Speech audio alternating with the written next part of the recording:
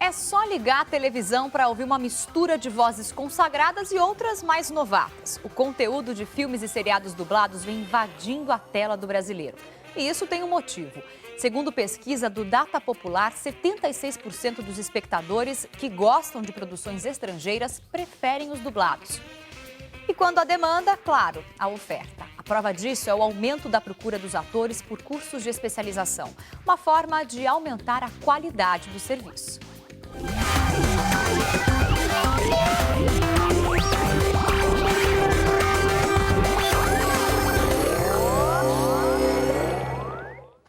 Olá, muito boa tarde. Está no ar o N-Blogs, ao vivo para todo o Brasil. E um alô também para o Japão, que assiste a gente pela Record Internacional. Obrigada pela audiência. A voz é um instrumento poderoso. Com ela, as pessoas seduzem, assustam, consolam, divertem, emocionam, até intimidam. Esse poder, empregado com técnica e talento, pode ser comprovado na dublagem do cinema ou da TV. Um trabalho de detetive. Você pode até não identificar essas pessoas, mas as vozes... Ele disse que estava indo... Oi, Doug, tudo bem com você? Ai, meu herói. Oh, Doug. Ah, que é, Doug? Aquele carro quebrado em frente à escola da sua mãe?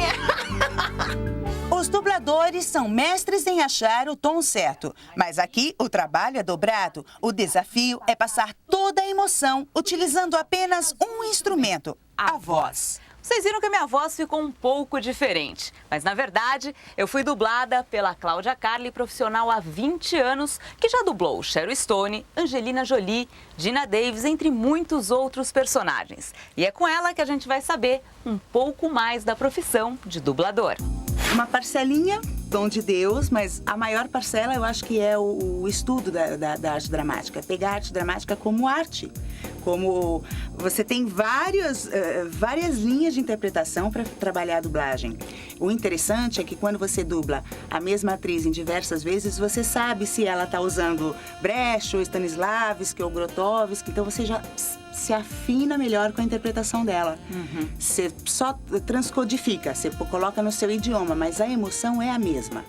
A dublagem já viveu vários momentos no Brasil. Em 1962, o presidente Jânio Quadros decretou uma lei que todos os filmes transmitidos pela TV fossem dublados. Passadas algumas décadas, a dublagem passou por altos e baixos. Atualmente, ela vive um bom momento, com DVDs, séries de TV e os desenhos japoneses.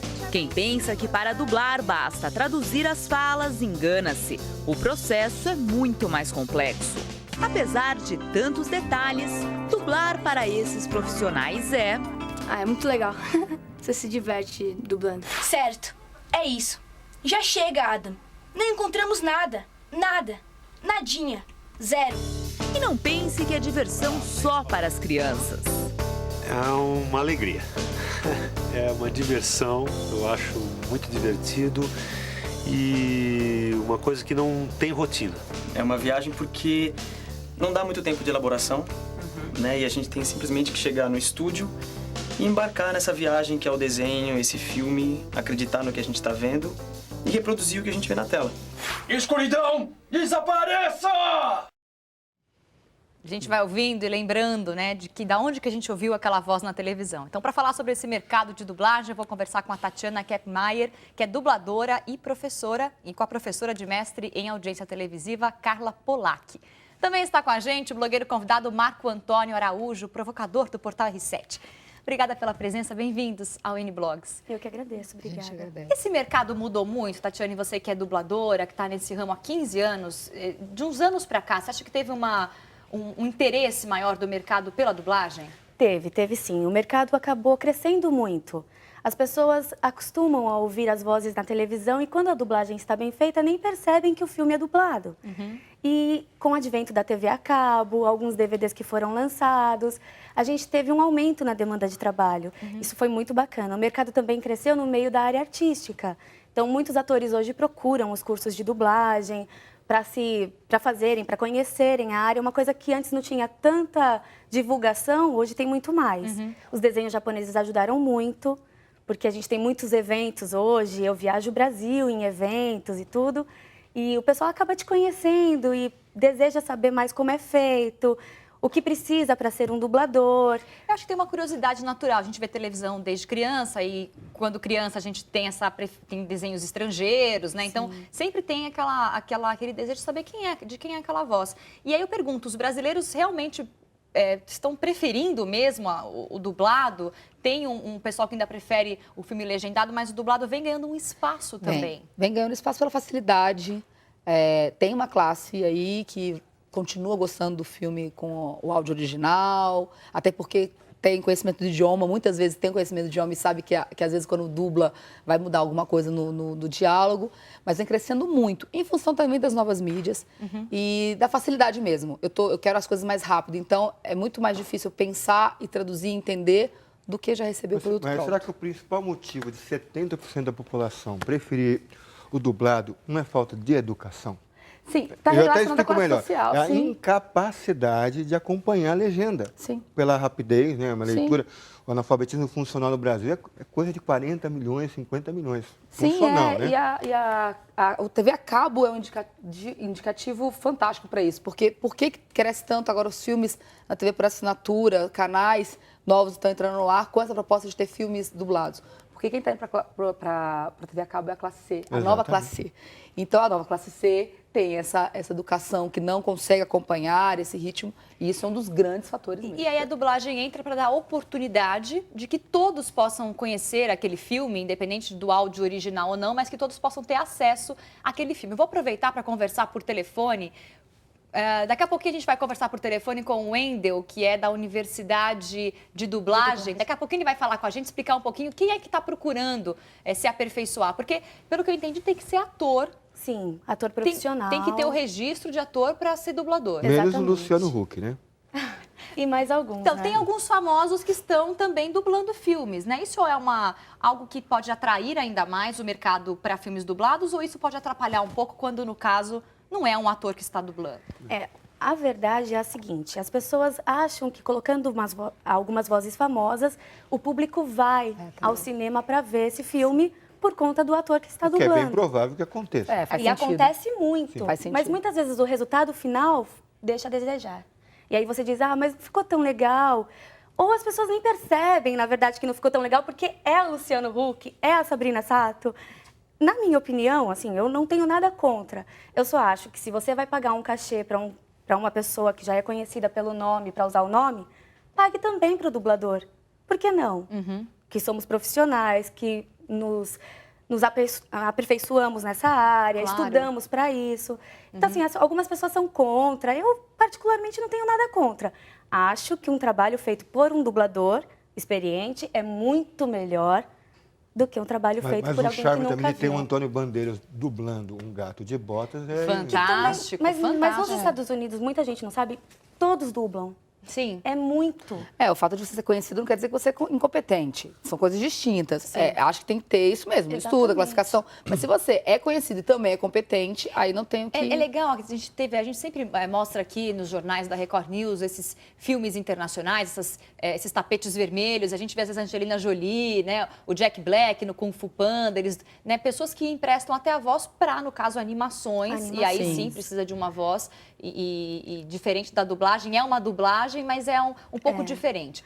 Uma curiosidade que eu tenho, assim, aqui no Brasil, como que vocês fazem? A gente vê na tela aí que tem 2 atores ao mesmo tempo trabalhando. Esse é o formato atual de trabalho? Cada um grava separado? Como que funciona? Gravamos separados. Nós gravamos juntos quando nós chamamos de vozerio.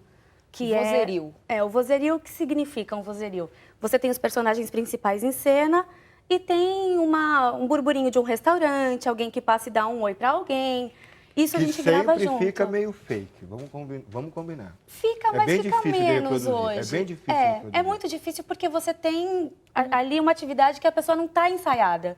E é um Então- áudio original, às vezes, né? De um barulho no fundo, uma movimentação exato. do Eles fundo. tiram Isso é muitas difícil, coisas né? do Não, e além original. do que o áudio no cinema americano é uma arte técnica assim de primeiríssimo nível, né? A gente não consegue chegar perto Estamos muito... da tecnologia que eles têm perto no não, cinema mas nós americano, temos, por exemplo. nós avançamos muito. Hoje você recebe um filme, eu conheço pouco dessa parte técnica, porque não faço parte. Claro. Mas você recebe um filme, você recebe a ME, que são as músicas e os efeitos. Então, quase tudo que você tem no áudio original, você vai ter no filme dublado. quase tudo não, tudo. A diferença são essas coisas do vozerio, quando tem alguma coisa que a pessoa fala muito evidente, chama um nome, grita um viva, e aí precisa ser feito. Perfeito. Agora sim a gente vai conversar com o Wendel Bezerra, que é dublador da Universidade de Dublagem. Ele já fez várias vozes famosas, uma delas daquele desenho Bob Esponja. Boa tarde, Wendel. Obrigada pela participação aqui no N-Blogs. Eu queria saber quem é que procura a Universidade de Dublagem. Tem muita gente atrás de aperfeiçoamento nessa área? Boa tarde. Tem bastante gente.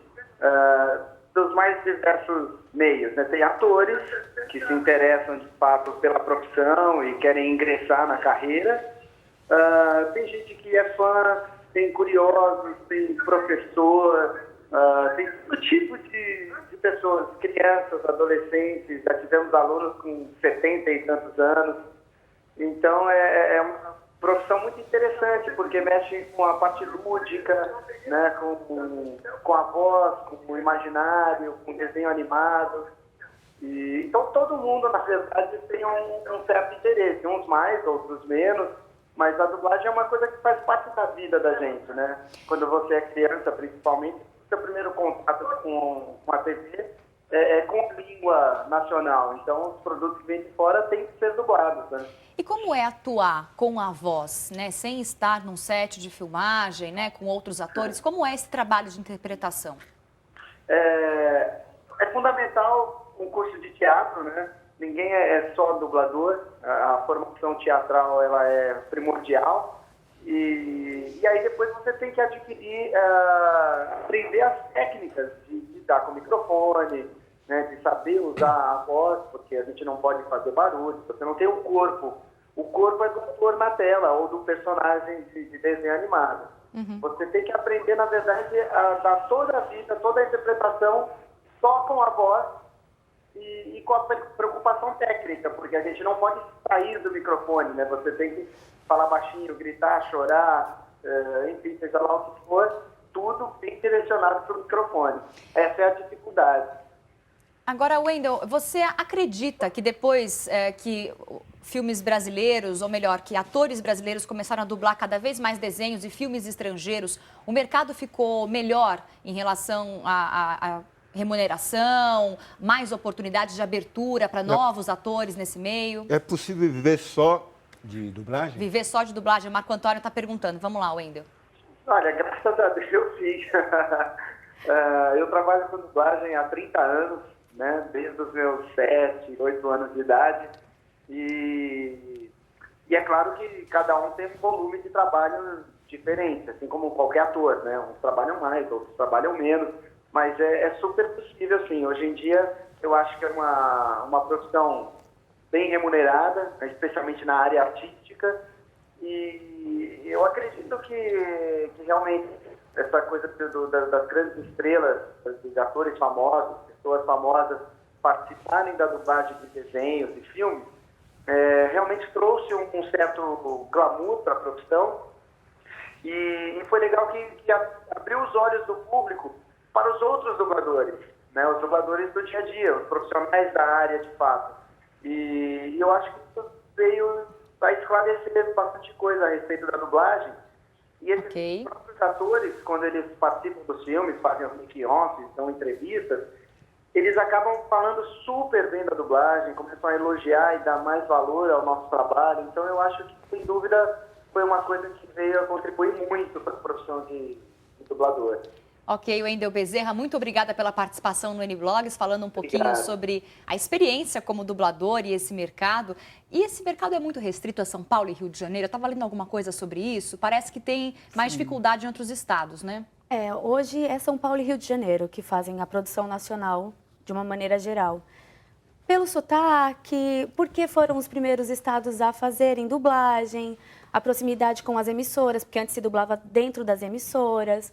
Então, é São Paulo e Rio de Janeiro que hoje faz toda a produção. E olha, gente, vamos conhecer agora um dublador com quase 50 anos de carreira. A voz dele, com certeza, você já ouviu alguma vez. Charlie Chaplin sem voz. Charlie Chaplin com voz. Foi em 1925, no filme The Jazz Singer, o cantor de jazz, que a sétima arte ganhou voz no mundo. No rastro do cinema sonoro, nascia também uma nova profissão, a de dublador. Que amante do cinema ou dos desenhos animados não tem curiosidade de saber quem está por trás da voz do poderoso chefão vivido pelo ator Marlon Brando? Em primeiro lugar está a família, depois vem o resto. E você não vai precisar mais trabalhar porque eu vou dar um jeito nisso. Hein? Antigos espíritos do mal, transformem esta forma decadente em monra! O de vida eterna! Oh! Esses são alguns dos personagens que marcaram a carreira do dublador brasileiro Silvio Navas durante 48 anos de profissão. Ele começou nos palcos de teatro, mas foram as cabines de dublagem que encantaram o artista. Silvio é dono de uma das vozes mais versáteis da dublagem brasileira. Brinca com os personagens infantis e adultos como se estivesse na pele de cada um. Para quem ouve, é como voltar no tempo. Quando eu vou comprar alguma coisa qualquer, numa loja qualquer, escuta, tem uma agendinha pequena para telefone e tal, a pessoa fica assim para mim. Eu já sei que a pessoa está pensando. É engraçado, parece que eu já te conheço, não sei de onde, né? E aí vai, você conhece a minha voz porque eu sou dublador. Ah, aí chama todo mundo, acaba o comércio da loja. Luck, você é meu filho.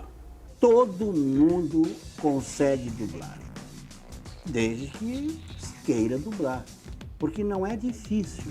Você só precisa ter um pouco de queda para a coisa. Hoje não é um dia típico, não acontece sempre assim, entende, não é? Eu não posso ficar teimando, entende isso, né? Silvio Navas, Thundercats, Poderoso Chefão, Darth Vader, né? Quer dizer, são vozes que a gente ouviu durante muito tempo e ainda escuta em filmes dublados, o que prova que tem uma vida longa aí essa carreira, esse mercado, não? Com certeza, a vida é bem longa e quanto mais tempo você passa, mais você começa, mais você faz. Sua voz muda. Eu comecei não tão menina, mas mais menina. Minha voz era de criança, depois você passa para adolescente, hoje eu brinco, falo, já faço papel de mais velha, mesmo já sendo mais velha. Então tem tudo isso, é muito interessante. Quer dizer, deve ser um processo de amadurecimento mesmo da voz e ter esse espaço. De colocação de voz. Mas por mais que amadureça, por mais talento que tenha, Marlon Brando, em Apocalipse Now, por exemplo, dizendo horror, é Marlon Brando. Sim. E é uma pessoa ser privada por si também, né? Estou dizendo para provocar mesmo. Quer dizer, a dublagem ela também tira do espectador um talento que é único, né? Que é do ator original. Diferentemente do desenho animado. Certo? Tem grandes papéis, grandes interpretações. Mas aí eu volto àquele princípio que a gente diz que o brasileiro, infelizmente, não tem essa leitura fluente que nós gostaríamos de ter. Mas eu não sei se é infelizmente, sabe por quê? Principalmente nos desenhos isso acontece.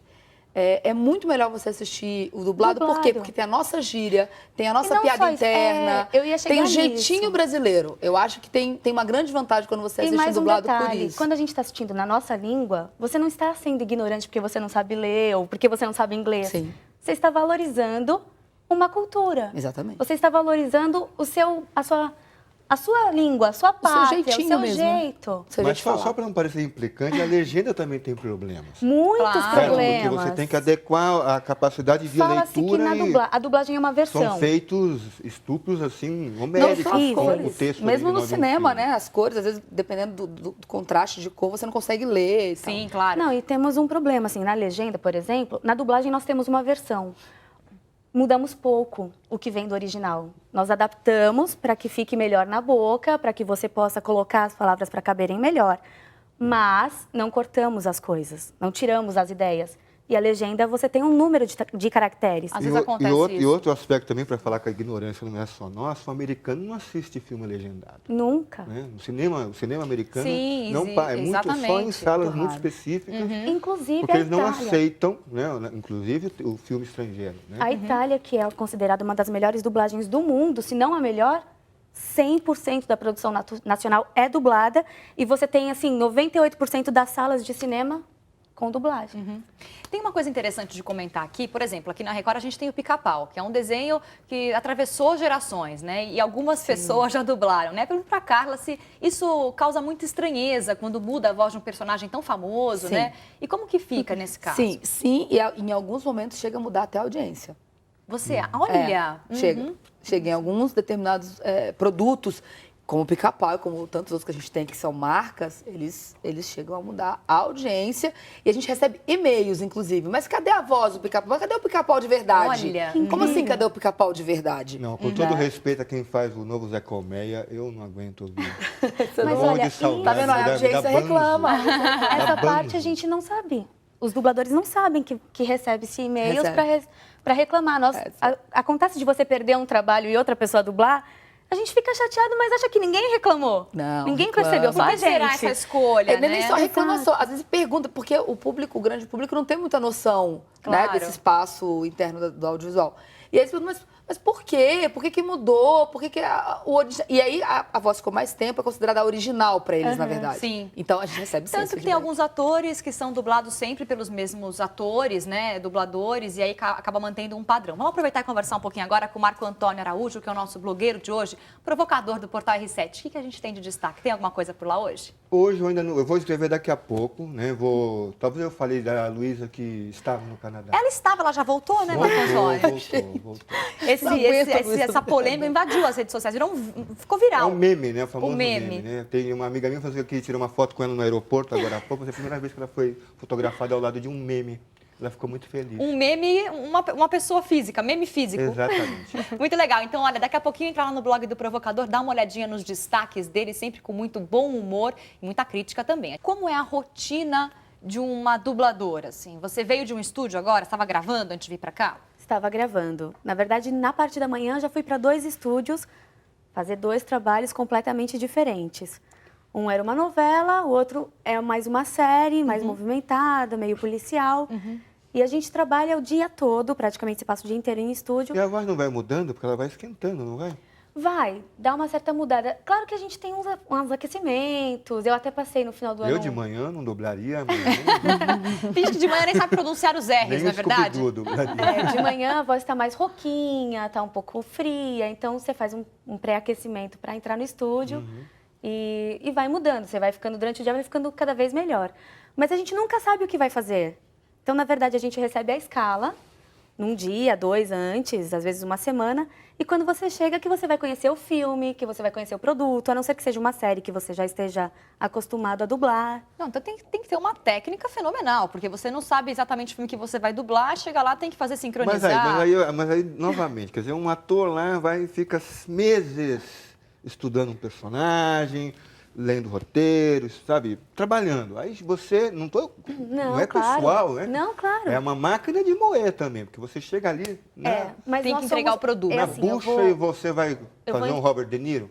Mas nós somos praticamente sensíveis, 100% de sensibilidade, no sentido assim, não que o ator não seja, muito pelo contrário, o trabalho do ator é incrível, mas você já recebe um filme feito.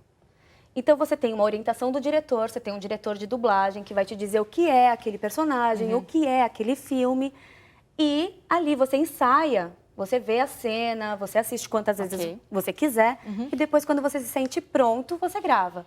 Você vai interpretar em cima da interpretação que já foi feita.